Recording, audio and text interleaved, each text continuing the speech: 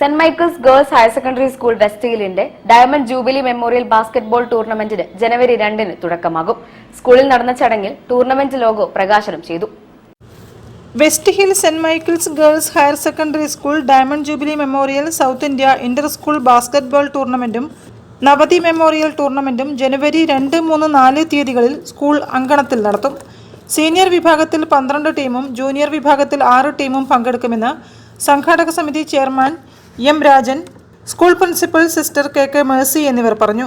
മത്സരങ്ങൾ 2-ന് രാവിലെ ആരംഭിക്കും. ഔപചാരിക ഉദ്ഘാടനം 3-ന് രാവിലെ PV ചന്ദ്രൻ നിർവഹിക്കും. 2-ാം തീയതി ഹോളിഡേ ആയതുകൊണ്ട് 3-ാം തീയതി ആണ് മെയിൻ ഫംഗ്ഷൻ. രാവിലെ 11 മണിക്ക് മാതൃഭൂമി ചെയർമാനും മാനേജിംഗ് എഡിറ്ററുമായ PV ചന്ദ്രൻ ഉദ്ഘാടനം ചെയ്തു. ടൂർണമെന്റിന്റെ ലോഗോ പ്രകാശനം ചെയ്തു. പ്രമുഖ വ്യവസായി ശ്രീകുമാർ കോർമത്തിൽ നിന്നും school principal Mercy K logo ഏറ്റുവാങ്ങി.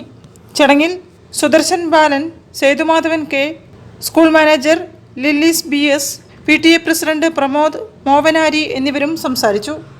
News bureau, Kozhikode.